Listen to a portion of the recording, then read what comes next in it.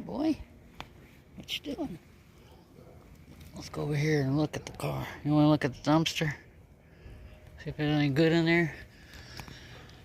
Well, this is my after action report after securing the scooter and having him come up and knock on the door and everything. When I got the scooter, I just changed it up to the bike. I didn't really look at it that much, but just now I took it and put it inside the Jeep, and he hasn't been taking care of it, man. There's soda juice spilled all over it. It's sticky all over the main post.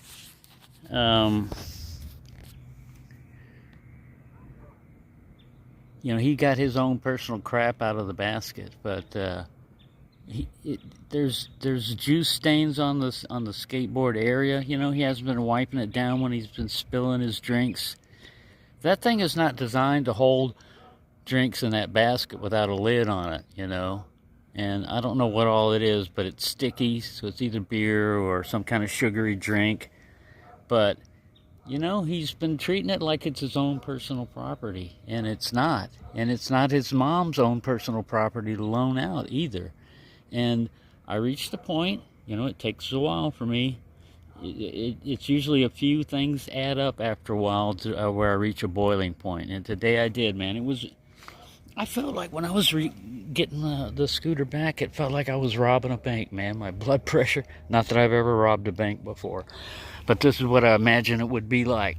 My blood pressure was real high because I was thinking, what if he steps outside the door while I'm doing this? Well, then I'm going to have to confront him when I'm angry. And I'd rather not confront someone when I'm angry. I'd rather confront him after I've had time to calm down, think about things.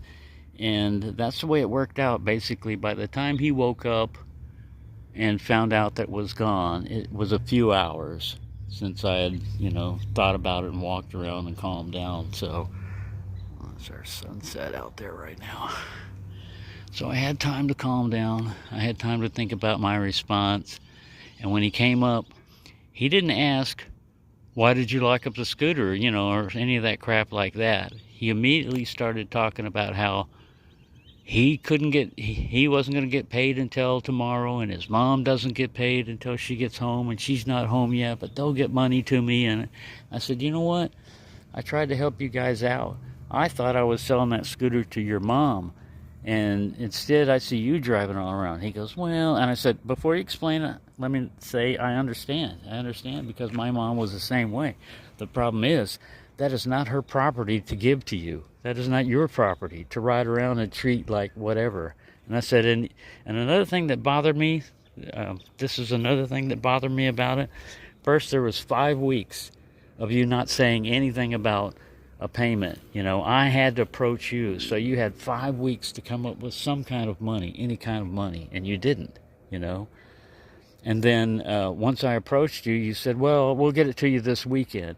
And then you use the excuse of rent hit pretty hard, Well, there's 2 of you in that apartment, and there's only 1 of me, and I'm on Social Security, and both of you have income, so I know you have more money than me. So I don't want to hear about you didn't have the money. I told him, look, I reached the point where I'm pissed off, and I'd rather be pissed off than pissed on. And you guys have been pissing on me on this. So even if you come up with some money this weekend, I'm still not giving you the scooter back until it's paid for in full. And he was like, well, I was using that to get back and forth to work. What? Start hoofing it, sucker. Get a ride somewhere else, There's no such thing as a free ride. And in this case, I thought that I was selling it to a little old lady who would only drive it, like she works 10 hours a day. She's not going to be able to drive it much. Now the son, who doesn't seem to be working a whole hell of a lot, has plenty of time to drive around all over the place and treat it like it's his and, wreck it and stuff like that, have wrecks on it. That's what I told him. I said, even after I told you this place has been broken into and stuff, you said we ought to bring the scooter in more often, but you didn't. You don't. I said, what would happen if it was stolen? He said, well, I guess we'd owe you $280. I said, yeah, and that would be really hard for me to get that money, wouldn't it? I wouldn't have my scooter. You wouldn't have the scooter. and you really wouldn't have a big incentive to pay for it. Are you rubbing your head in a fire ant mound? I thought you were a smart cat. I may have to reevaluate this. You know, that's an active fire ant mound, you idiot. Come on, get out of there. It's active, look. Those are fire ants. You dummy. He's biting me. He says, you hit me, I'll bite you. I'm just trying to save you, buddy. You're rolling around in a fire ant bed. I'm going to have to lower my opinion of how smart you are just by a little bit, because that was not a smart move, buddy. Shadow. That wasn't a smart move. You were doing something stupid there. There they are.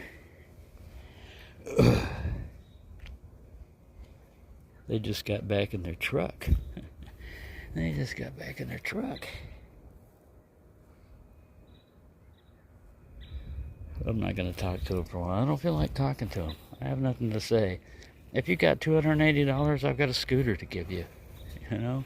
If you don't have $280, then we've got to discuss the possibility of payment plans. And you know what? I don't want to do payment plans. And I need money. So I can't hold on to it for a month.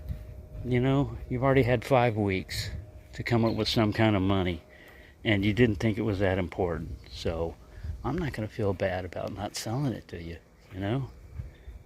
And you shouldn't try to make me feel bad, because I tried to be the good guy. And what did it get me? It got me high blood pressure. I got over it, but still, I mean, it's not good to get worked up and get angry over stuff. And this was all totally unnecessary, you know? If someone treats you with any kind of kindness, you should at least acknowledge it in some way.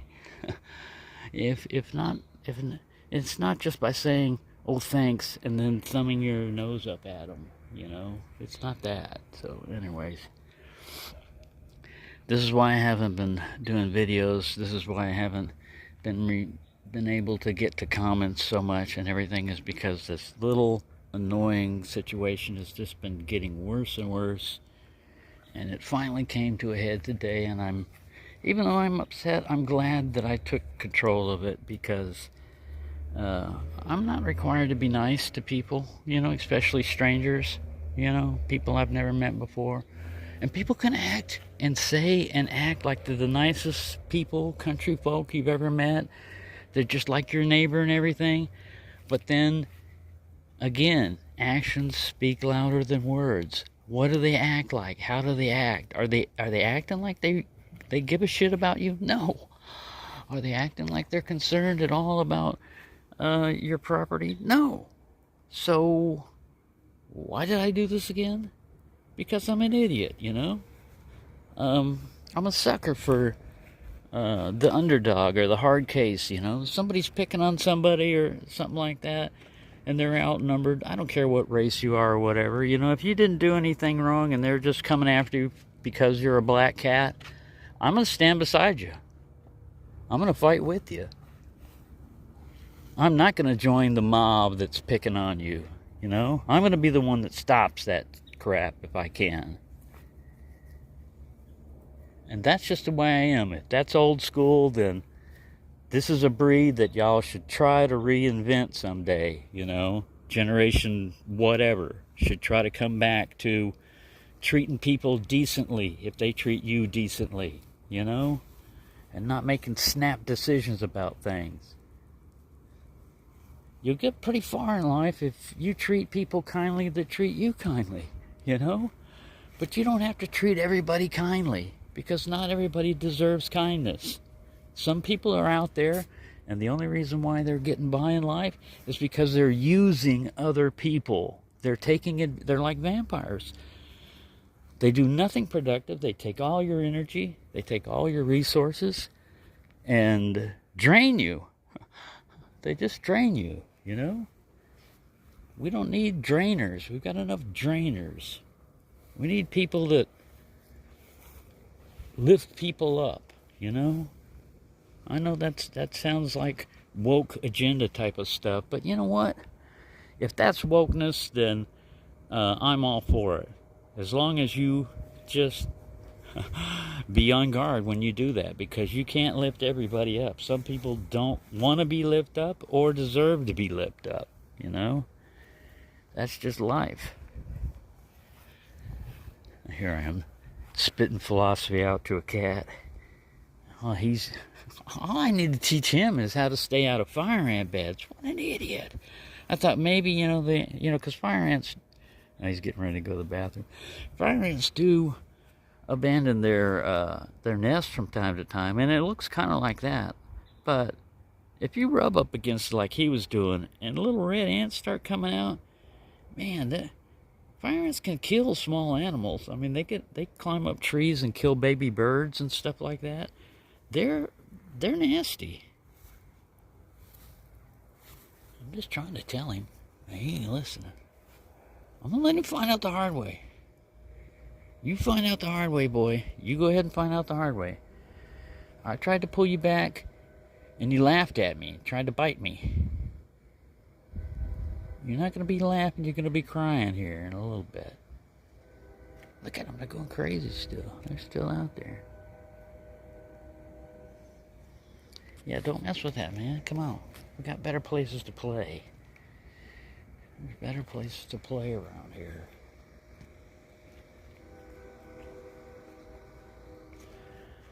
So now when the clown boy came back, he's not going to notice the scooter locked up to the bike because it's not there. It's in the Jeep. It's in the Jeep. Ooh, what's in that hole? He is all about play, man. He's a very playful cat. He stayed in all night last night. He left at 4 in the morning, but he came back a little later on. I was gonna go out to the lake. And it's either him or Buddy or somebody says, "Hey, no, you need to feed me." And then, well, there went my plans. But that's all right. I needed to recharge my battery anyway.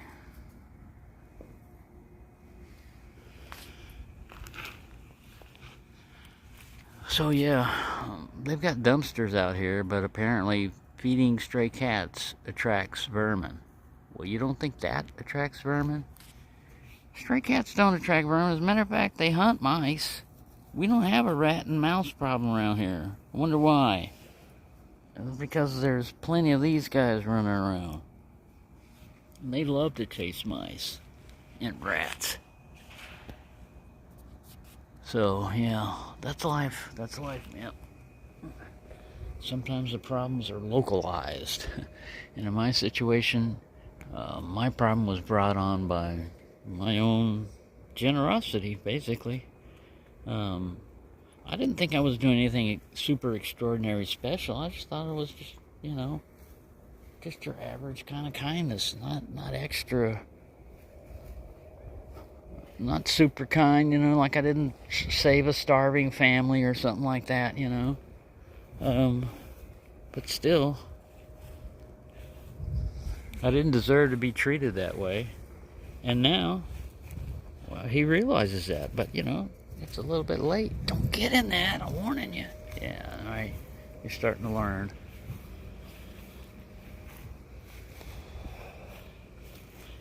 Yeah, sometimes you can, I guess it's like having kids. Sometimes you can tell them, don't touch that fire, don't touch that fire. And they're going to have to find out that, hey, I got burned. Yeah, it's because you weren't listening to me. It was like, this is how a cat buries their feces. You see that? Somebody took a dump there and covered it up very nicely. I don't know if it was him. See, he has no problem hunting. He is a natural hunter. They say these Bombay cats were bred because people wanted to have like a miniature panther. Man, he is like a miniature panther. Except that they have dog-like qualities in that they follow people around and stuff. I know that. I know about the following around. He's a perfect example right here. Well, let's sit by the car. I'm not going to walk around. If you want to come in later, you can. I don't think I got any cats in there right now. I think Buddy took off and you're out here. So I got the place to myself, I believe. I don't always remember.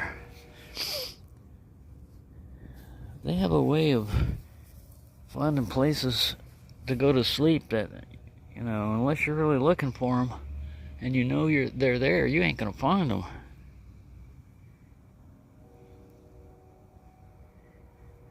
But yeah, I do want to adopt him, man. I want to get him fixed. I want to get him microchipped. I want him to be able to be my cat officially, but he can still go outside if he has the desire to do that. You know, I know it's risky, but he's been fine on his own all this time. He's pretty cautious outside. He's got his outside awareness to him, you know. So I don't think I ever have to worry about him too much about that. And then Buddy, I don't have enough money to get him fixed and him put on the, you know, the deposit and all that other stuff. So Buddy's just gonna have to be one of those cats that comes and goes, and he likes to do that too. He don't always like to stick around. There's some days when he don't want to be around. He just comes and eats. I call them the McDonald's days. He's going after something. So he's chasing after bugs. It's a little butterfly or something. Don't kill the little butterfly.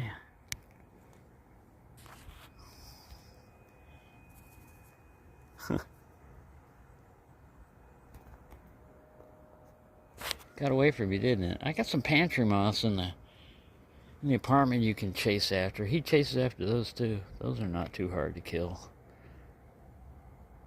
They get into your rice and flour and cereal and anything else they can find their way into. Alright, so I guess I better walk back. It's getting to be sunset, and I want to overhear what they have to say when they're out on the porch talking about how bad I was. There's a bad man living above us. Guess what? If you ever have to make enemies with somebody in an apartment, be on the upper floor apartments. I'm telling you, the high ground has advantage. I know how to make noise that will go down there and sound like a bomb going off. It's called the fireplace, man. You just bump into that fireplace and that transmits. Somebody was chopping wood down there one time, and that one of the previous people that was in there was chopping wood, and my God, it sounded like it was right there in my apartment. It's like a bomb going off. Somebody moving out. There's always somebody moving out. Not too often somebody moving in, although they do.